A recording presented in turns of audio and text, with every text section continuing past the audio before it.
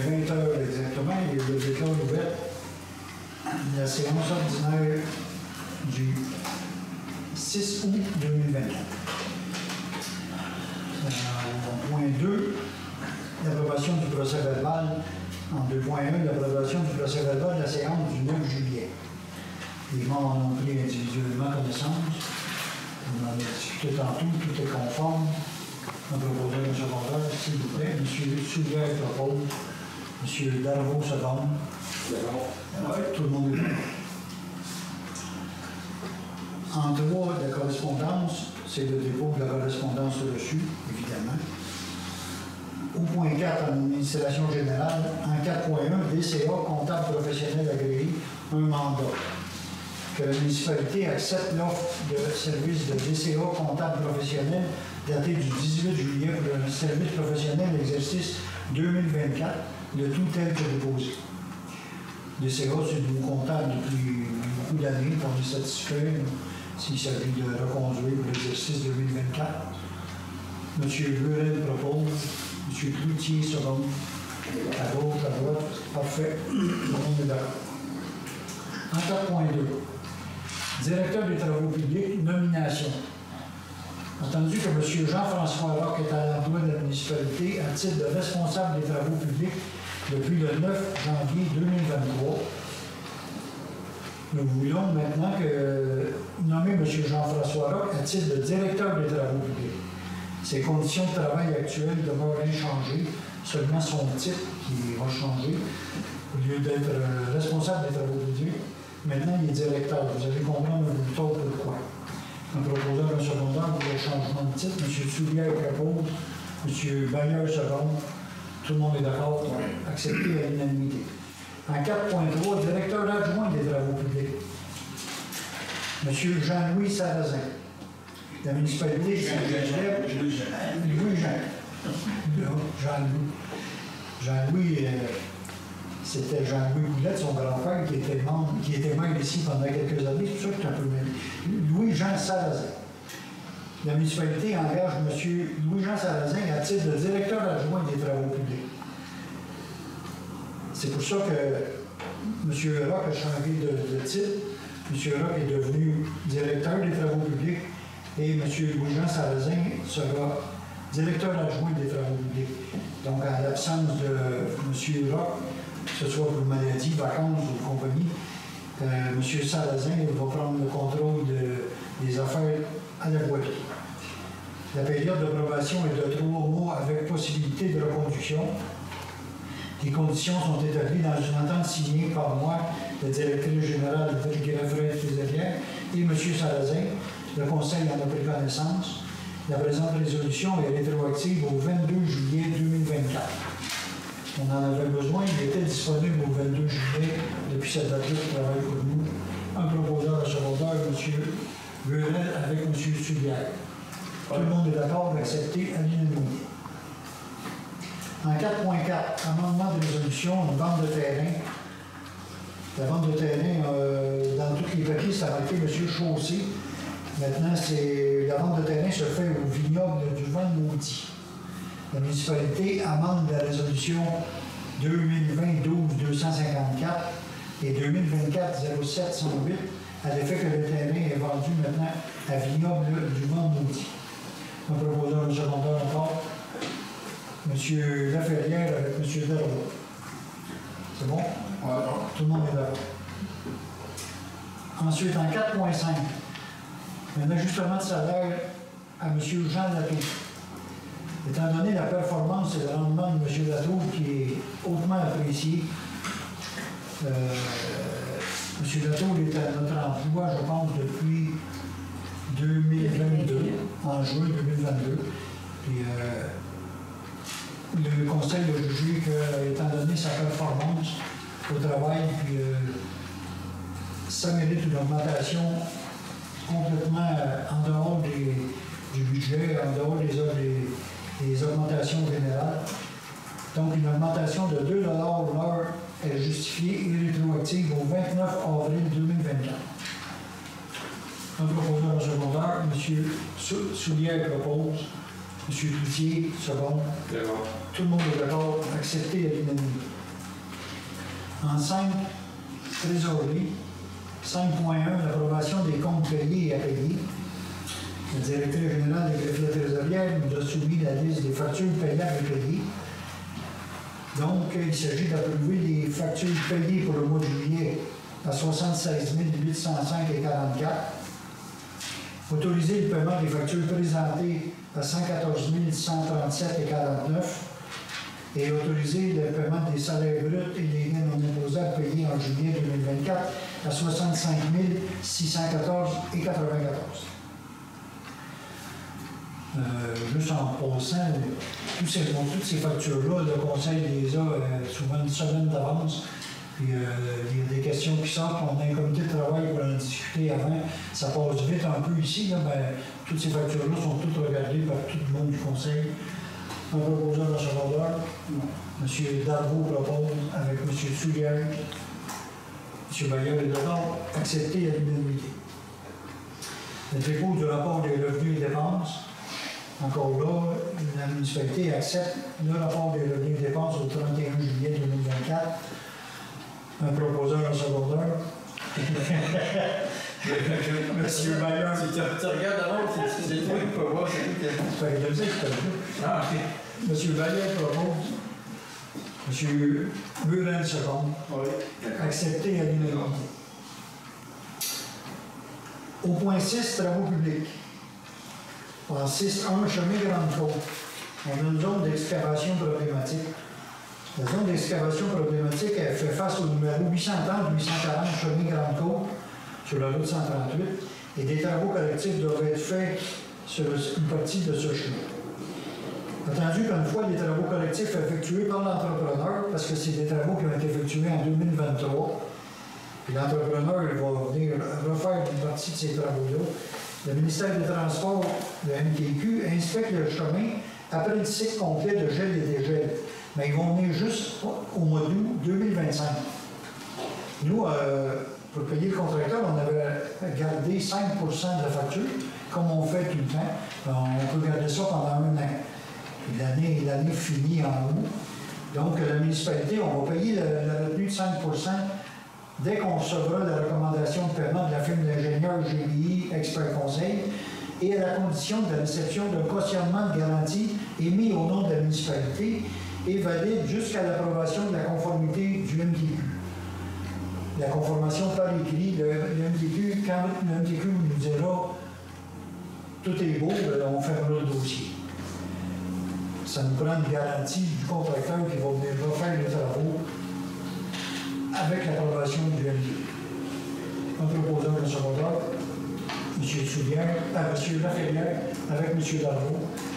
Il est d'accord, à gauche, tout le monde est d'accord. En 6.2, dans cet esprit, la facture de terrassement bali, que la municipalité paye la facture de terrassement bali au montant de 18 067,50 plus les taxes. Cette dépense est payée avec le programme d'aide à la voirie locale, volet projet particulier d'amélioration par circonscription électorale et le fonds des carrières et sordières. Un proposeur en secondaire, M. Cloutier propose, M. Soulière seconde, tout le monde est d'accord. Merci. Accepté à l'unanimité. En 6.3, amendement, résolution, le club de motoneige Carquin, pour le pont des Cascades. Il est proposé, appuyé résolu, que la municipalité amende la résolution portant le numéro 2024-07-122 de façon à modifier la décision du Conseil qui s'est livrée contre que la municipalité de Sainte-Geneviève autorise le club de motoneige Carquin à réaliser les travaux de réparation du pont des Cascades, le tout tel que présenté, et ce conditionnement à la réception des autorisations de la part du ministère de l'Environnement, le tout tel que mentionné par Mme Mélanie Marchand dans un courriel daté du 27 juin dernier. Ça nous prend les autorisations du ministère de l'Environnement pour autoriser les travaux de réparation du pont des Cascades. Dans le fond, c'est le pont des motoneiges. C'est pas le pont des... C'est pas le pont du rang des Cascades. On l'appelle le rang Cascade, mais c'est le pont. Un pont qui sert aux motoneiges. Il était vraiment dû à une grosse réparation. M. Bayer propose. M. Darvaux, second. Très bon. Accepté à l'unanimité.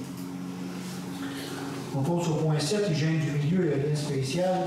En 8, urbanisme et environnement. L'adoption de règlement 703-24 modifiant le règlement 321 de la Régie générale des règlements de l'urbanisme. Que la municipalité adopte le règlement modifiant ce règlement de 321 de la Régie générale des règlements de l'urbanisme. Je vais vous faire grâce de toute la lecture parce que c'est chargé pas mal, mais pour vous expliquer, c'est que quand il y aura une installation de fosse septique, le requérant du certificat d'autorisation pour l'installation d'une installation septique devra déposer une confirmation écrite signée par un membre d'un ordre professionnel compétent en la matière à l'effet qu'il a été mandaté pour assurer l'inspection des lieux. Tout détenteur d'un certificat d'autorisation visant une installation septique doit, au plus tard 6 mois après la fin des travaux, présenter les documents suivants à l'inspecteur d'aménagement et urbanisme. Une attestation de conformité signée par un membre d'un ordre professionnel compétent, attestant que l'installation conduite est conforme au rapport de conception au règlement de l'évacuation et du traitement des eaux usées des résidences isolées. L'attestation doit également spécifier la capacité et le type de fosse septique, ainsi que les coordonnées de l'entrepreneur qui a réalisé les travaux, la copie du contrat d'entretien du manufacturier, si applicable, et la preuve de vidange et de désaffectation de l'ancienne fosse septique, si c'est applicable. Un proposeur de secondaire, M. Beulen propose, M. Bayer second. Oui. Tout le monde est d'accord. On passe au point 9, sécurité publique et services d'incendie. Amendement d'une résolution à Hydrospec. Étant donné que la municipalité, il faut qu'on amende la résolution à l'effet de modifier le nombre de bornes. On pensait qu'on avait 67 bornes d'incendie dans la municipalité. Finalement, on a fait faire la tournée au complet, on en a 69. Donc, il s'agit d'une petite coquille pour amender cette résolution-là et payer la facture de 1 932 $ plus les taxes applicables à Hydrospec. Un proposeur secondaire, M. Cloutier avec M. Burel, avec M. Soulière. M. Burel est d'accord, tout le monde est d'accord.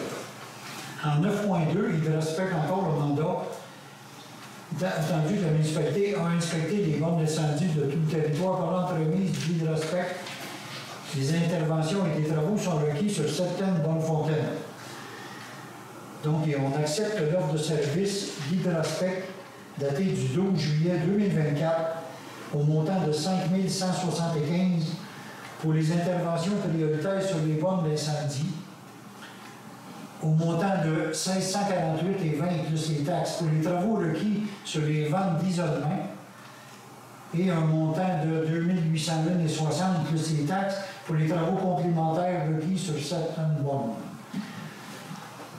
C'est les travaux qu'on a à faire sur les bornes fontaines, puis il faut être à l'ordre. Ça peut sauver des vies. Un proposeur secondaire, M. Laferrière et M. Darvaux. Tout le monde est d'accord? Accepté à l'unanimité. Au point 10, loisirs et culture. 10.1, le parc rural dépôt de projet.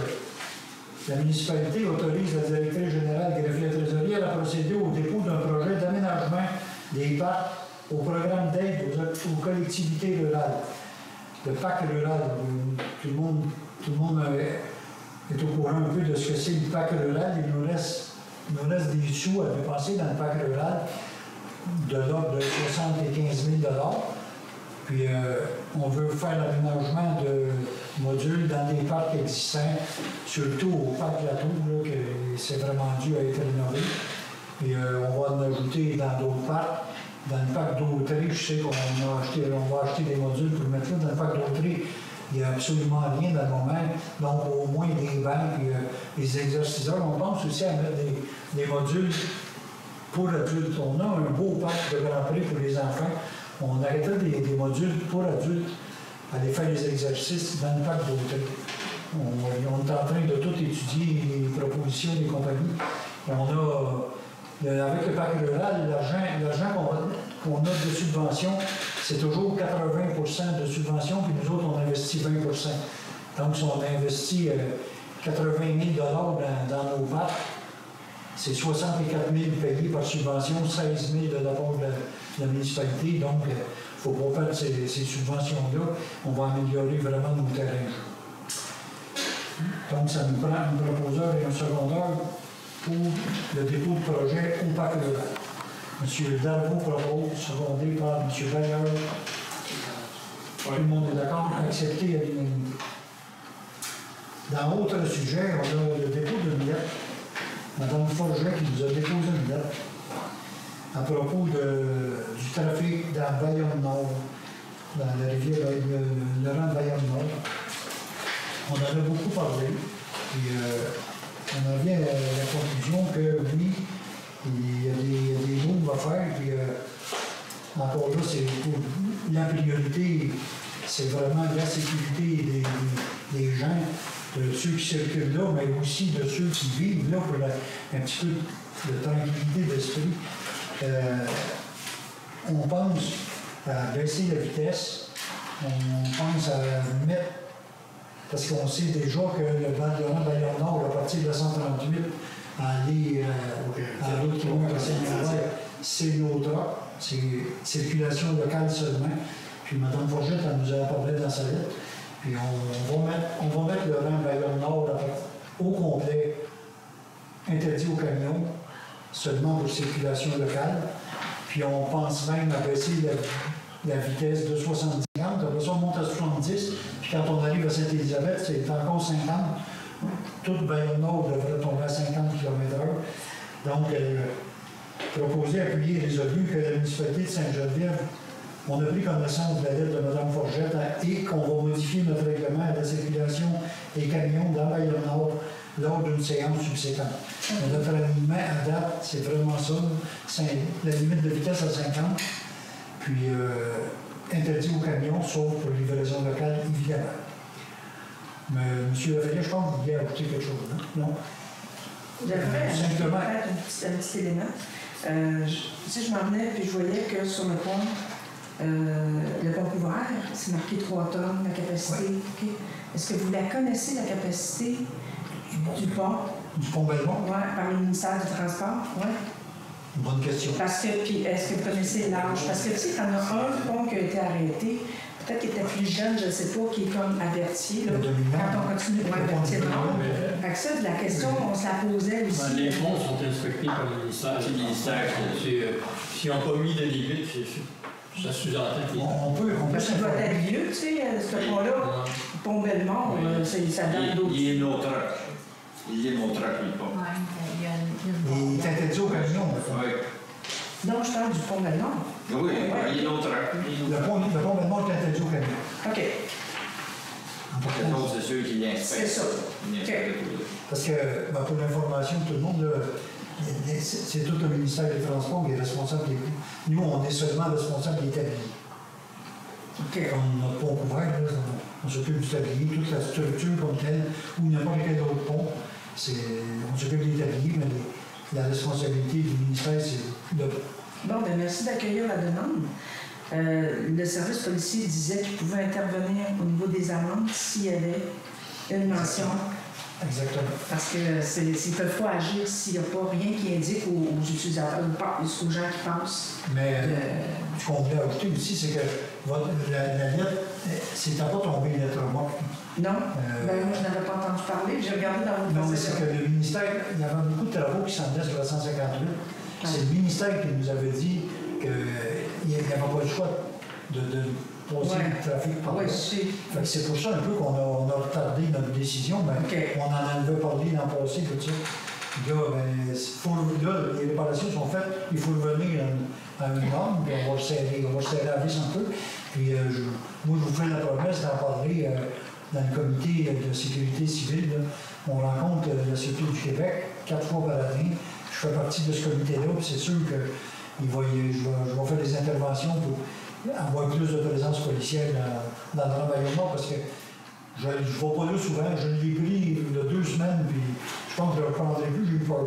Pensez-vous qu'un indicateur de vitesse, comme c'est sur la Bayonne-Nord, serait aussi peut-être potentiellement intéressant. C'est ça, Ça oui. serait- parce que, oui. Il y a un radar dissuasif. Oui, c'est ça, parce que quand on regarde la vitesse à laquelle on va, on se dit, oh, OK, c'est quoi la vitesse? Puis... Ça allume oui, les lumières de oui, certaines ça personnes. serait peut-être... Évidemment. Ben, merci. Ça pourrait faire partie de nos interventions. Ensuite, période de questions. Monsieur proposant l'appuyant. Pardon. Vous avez quoi? Un proposeur. Ils ont proposé. Monsieur Soulière propose. Monsieur Burel seconde. Oui. Vous acceptez à l'unanimité. Période de questions. Gentil. Bien. On pensait de sortir à 10 heures. Vous n'êtes juste pas dans la bonne municipalité, parce qu'il y en a qui fait juste la Je voulais vous donner quelques places à lui pour finir à 10h30, 11h. Madame Claude est à l'heure. À Mandeville, ça finit plus tard, il y a plus de monde dans la salle. La clôture de l'Assemblée. Monsieur Laferrière propose, Monsieur Dalvaux seconde. Accepté à l'unanimité. Merci, au revoir et au mois prochain.